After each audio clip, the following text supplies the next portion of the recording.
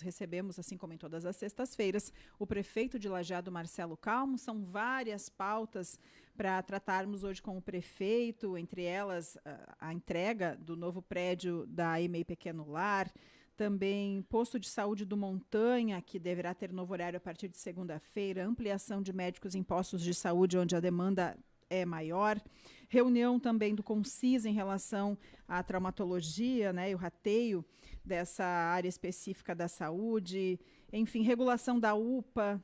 São vários os temas. A gente começa, prefeito, falando em relação às questões da saúde, né, que teve um foco, digamos que um pouquinho além, né, dos demais que já existem, mas essa semana foi bastante focada nas questões de saúde. Começamos pela UPA, né, talvez porque a gente recebe uma grande demanda aí dos ouvintes também sobre isso. Sim.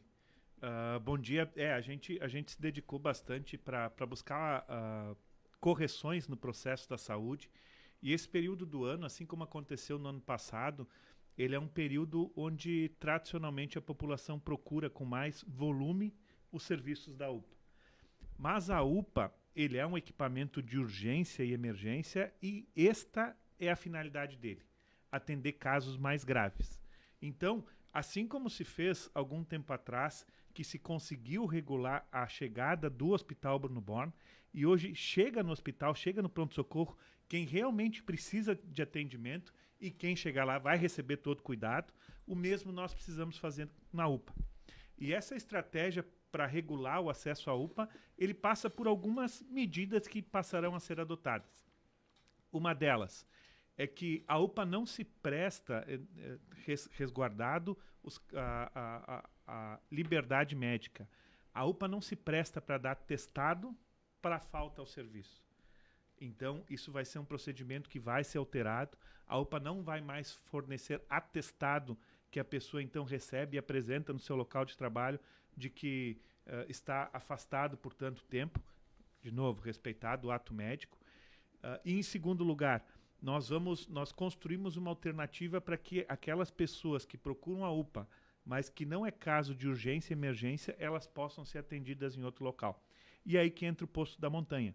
A partir desta segunda-feira, então, o Posto da Montanha ele vai estar aberto das 17h30 às 22h30, e as pessoas que chegarem na UPA e for constatado que não é algo grave ou urgente, elas vão ser direcionadas para o Posto da Montanha.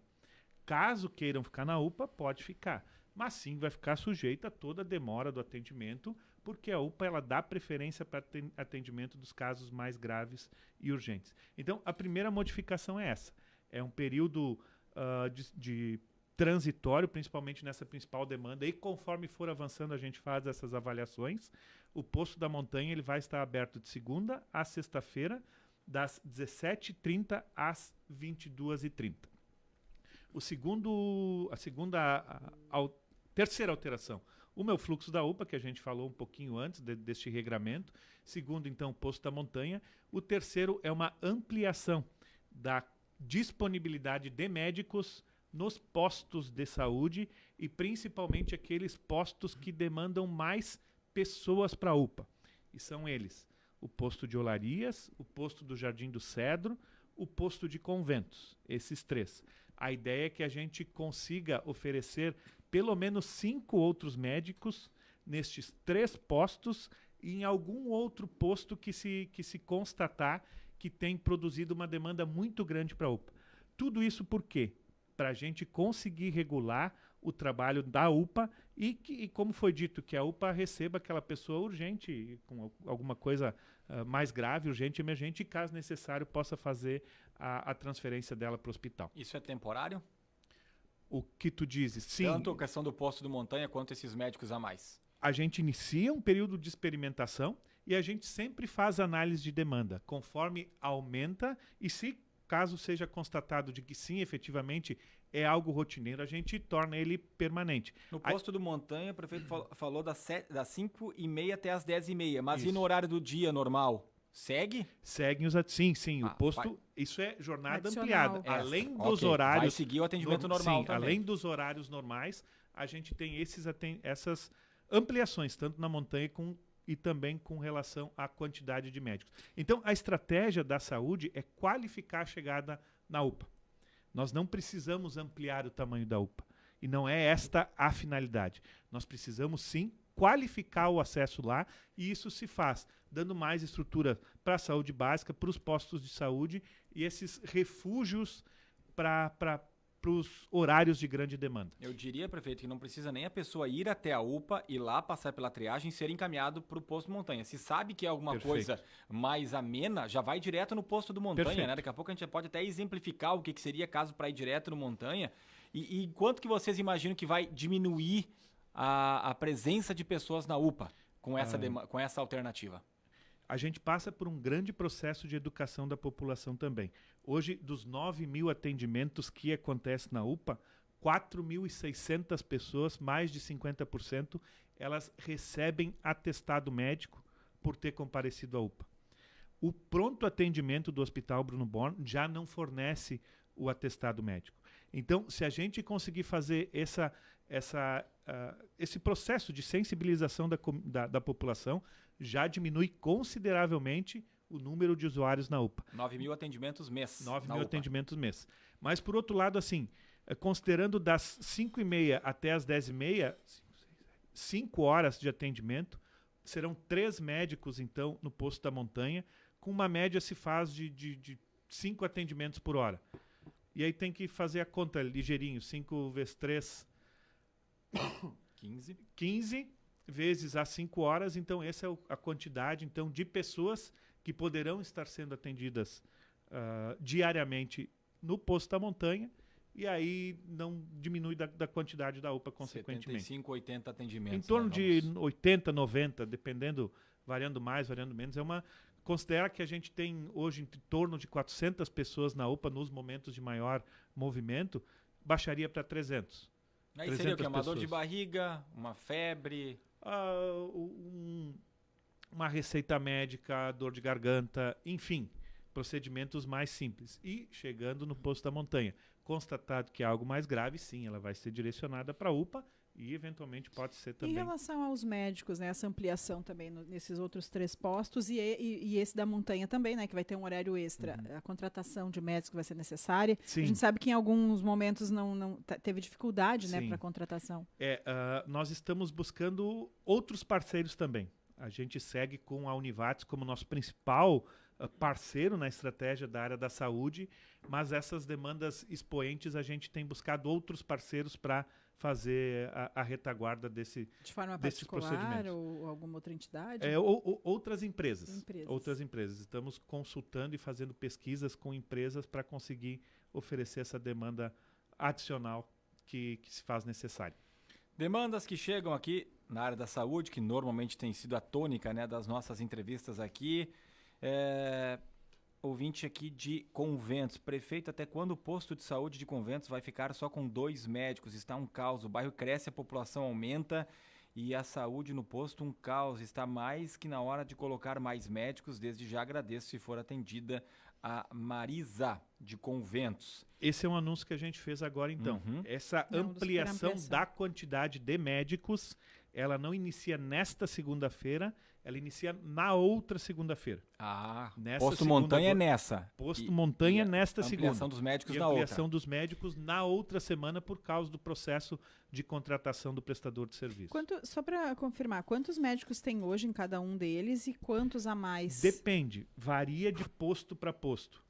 No Conventos são 3 titulares, mas houve a necessidade de transferir um dos 3 para cobrir posto da Montanha porque estava estava sem médico. Então, a gente está fazendo essas contratações a mais e a demanda vai regular a quantidade de profissionais. Mas, assim, a expectativa é de que a gente tenha 3 novos médicos para atender essa demanda do posto da Montanha e outros 5 novos médicos para atender demanda dos postos de saúde. 5 então, para os 3. Isso. 3 e caso se constate que tem algum posto demandando muita paciente para a UPA, então se reforça também a demanda neste novo posto.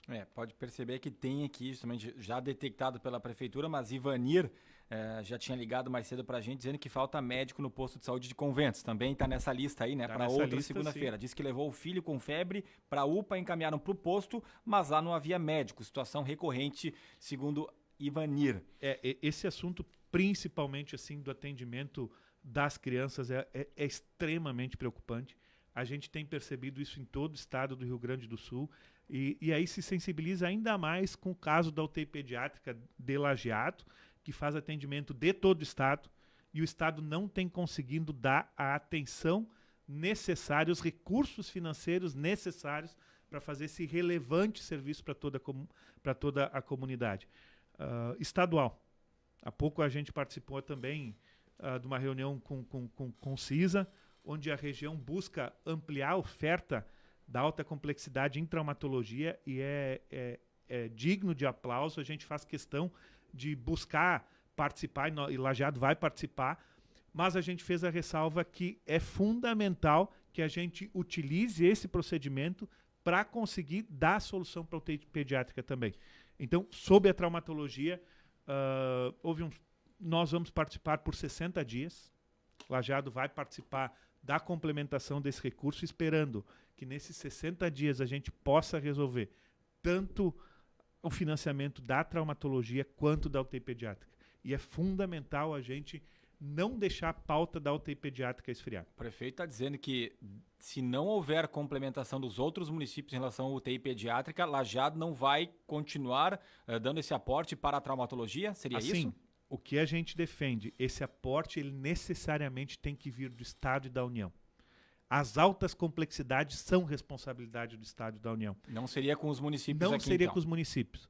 Já é assim, um esforço desumano o que o Estado está fazendo para que se tenha a traumatologia na região e os municípios tenham que pagar. Mas vamos lá. Então, se espera que nesses 60 dias, essa grande comissão da região possa sensibilizar o Estado para que os recursos para a UTI pediátrica sejam ampliados. E por isso que a gente estabelece assim, 60 dias para estar avançando na Traumato e esperamos. E a gente falava na região que é muito fácil negociar com Lajeado. A gente quer que cada vez mais a gente tenha especialidades e tenha a solução dos problemas na região. Mas a gente entende também que a UTI pediátrica já está há mais de 12 meses no prejuízo, e se não houver esse grande movimento, essa grande pressão, nós não resolveremos o problema, e como já foi antecipado, é passível de ser fechada caso não tenha o aporte financeiro necessário. Alguma expectativa de um retorno quanto a isso? O governo tem se manifestado? Não, nós estamos buscando agenda com o governo do estado e assim, não tem agenda marcada, e por isso essa grande mobilização da região, e se faz isso também, nós estamos resolvendo o problema do estado na traumatologia. É um problema que, e por outro lado, o estado tem que dar atenção para as nossas demandas, e a UTI pediátrica é demanda estadual, não é só da região, não é só de Lajeado. Por isso que é fundamental que todos participem, e aí sim o estado, desse custeio, desse prejuízo que é impressionante. Por outro lado, assim, aí o estado, algumas coisas que chateiam, né? O estado, ele cria um novo serviço, que é a teleconsulta de pediatria, e aí ele consulta os serviços que estão em funcionamento, inclusive médicos pediatras que estão trabalhando, faz com que a demanda aumente, o custo aumente, enfim. Então, por isso que a gente dedica bastante tempo ao tema da saúde, porque é muito sensível para toda a população. A Fabiane Zenatti, de Lajeado, do Universitário, pede sobre o posto de saúde da Univates. O prefeito falou agora há pouco sobre essa parceria, diz que ela está há 2 horas na fila, pelo que eu entendo, está agora lá na fila, de espera no telefone da UBS do posto de saúde da Univates. Não consegue atendimento, está difícil o atendimento até pelo telefone na unidade de saúde. Agradeço e um ótimo final de semana, é o que diz ela aqui. Tem também recado do Paulo Costa. Ele disse: bom dia, prefeito Calmo, está fazendo um ótimo trabalho na cidade, mas também teria que visitar o bairro Morro 25, no loteamento Zago 1, a rua Leandro Pompilho, só por Deus, para poder trafegar. Por favor, nos ajude. Vamos lá, vamos anotar sim, para estar conferindo essa rua lá no Morro 25. Júlio de Lajara disse que no posto de saúde do Olarias não tem vacina. A atendente disse que a sala de vacina está fechada. Foi lá essa semana e não tinha vacina. Tem aqui questões também relacionadas, como o do Morro 25, relacionadas a ruas. Quando irão resolver a horrível condição do asfalto próximo da BRF, na rua Carlos Expor Filho? Está assim há anos. Ouvinte que manda recado pra gente também por aqui. A gente fez, na Carlos Expor Filho, a gente fez uma etapa faz uns 3, 4 anos, que foi até mais ou menos o posto de combustível, um novo asfalto. E essa ali na frente da BRF não foi feita a intervenção. Mas se espera que se acabem as obras da RS 130, porque o próprio trevo ali vai ser modificado e aí se adentra na Carlos Expor Filho. Mas a complementação toda dela a gente não tem previsão nesse momento.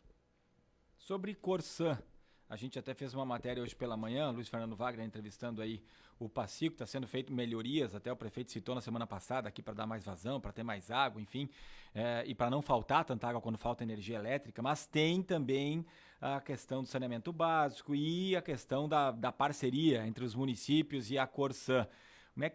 Como é que o senhor vê essa questão da autorização judicial para a conclusão do processo de privatização da Corsã? O que a gente pode falar aqui em termos de saneamento que temos em Lajeado? O que é hoje? Se fala em 2%, 3%, né? E também estudos e soluções que a Prefeitura tenha buscado aí já para essa demanda, que é algo que se fala há muito tempo, mas que a gente vê, e não é exclusividade de Lajeado, não se vê muitas ações.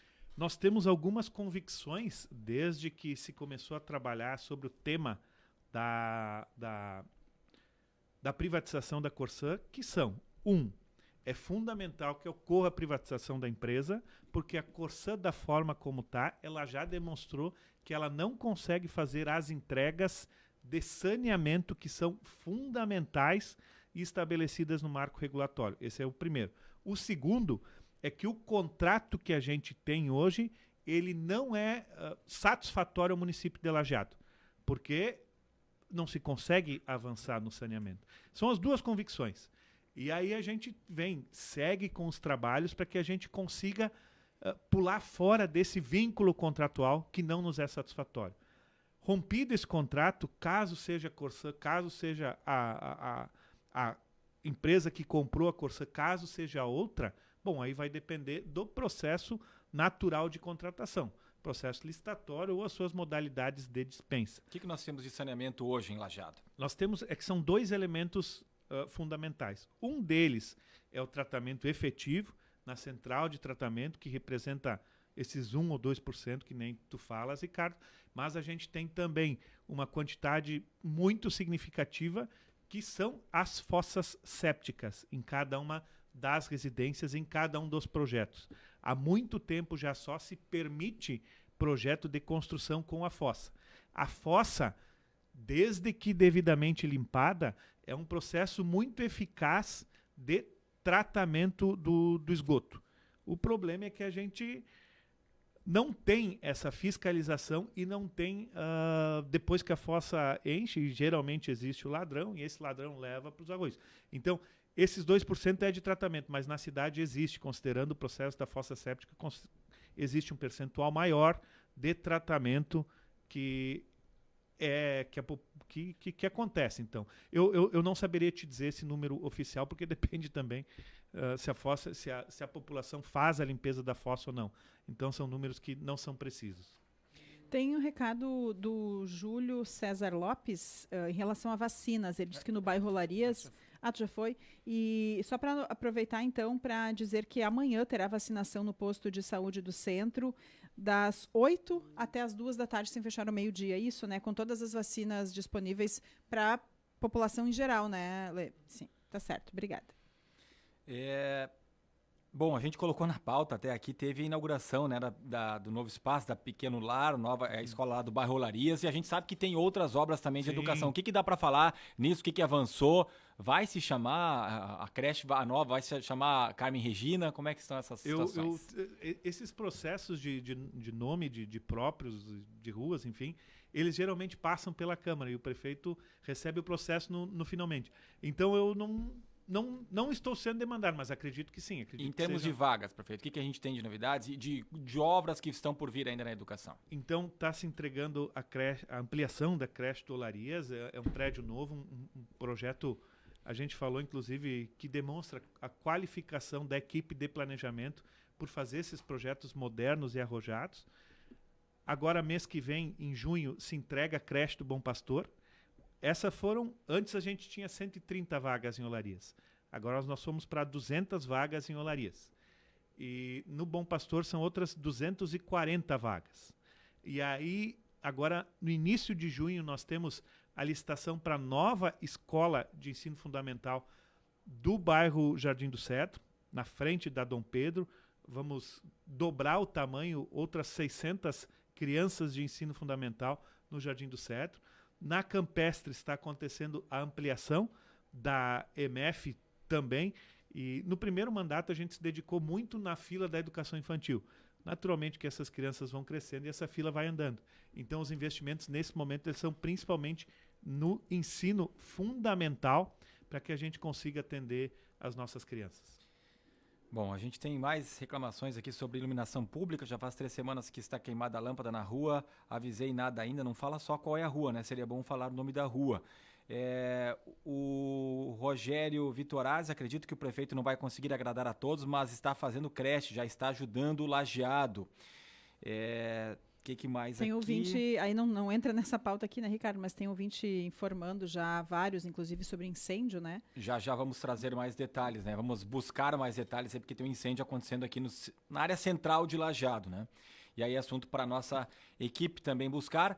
E, prefeito, para fecharmos, seu perfil, a gente falou semana passada, retrasado, sobre a situação política, né? Se pode trocar de partido ou não. Seu Instagram era Marcelo Calmo 11, agora é Marcelo Calmo RS.